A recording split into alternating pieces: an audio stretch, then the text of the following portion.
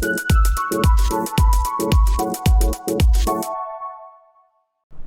guys, I'm back here to talk a little bit about some tips that might help you in a calorie deficit, try to feel a little bit less hungry. And I'm going to go over 6 different sets of 3 tips, right? And for the first day today, I want to just sort of remind you that you shouldn't be in a calorie deficit forever. It's not a forever thing.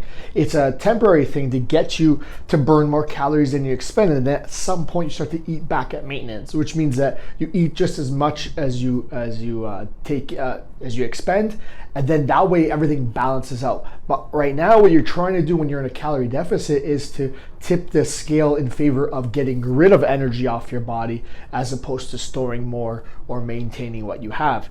And for that reason, like, it is not something that you can or should do indefinitely. You need to take breaks, and that's just partly why we talk about 80-20. That's why we talk about diet breaks. That's why we talk about diet vacations, all these things that we've talked about in the past. You can't continually be in a calorie deficit. It's not the right thing. It is not even healthy for you to do so, because there are some consequences that come out of that, including some changes in the way your body functions. Along the same lines, you're actually going to be less hungry when you're in a smaller deficit. So if you're only in a calorie deficit, let's say 100, 200 calories, you're not going to even feel it. And that's why many times we talk about having a smaller deficit and hold it for a longer period of time, meaning don't rush to lose weight, get into a small calorie deficit, almost not even noticeable, almost that it won't even make a difference. It won't affect the way you function if it's so small. But if it's large enough that it kind of sets off these alarm bells and your body starts to try to mitigate that bleeding of calories. At the same time, you don't want to fight hunger all the time, and the best way to do that is to slowly increase the calorie deficit over time, whether it's changing the way you expend them, your exercise, or the way you're taking it in.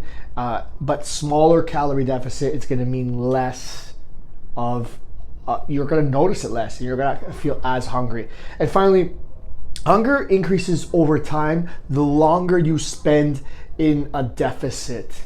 So let's say you're in a pretty hefty deficit, maybe more than 500 calories a day. The longer you do that for, the quicker and the stronger the hunger is going to feel. So that's why, again, we talk about diet breaks so many times. Take that 80-20, enjoy that one day, maybe bank some calories and spend them again on the weekend. Enjoy yourself. Don't always be in such a calorie deficit.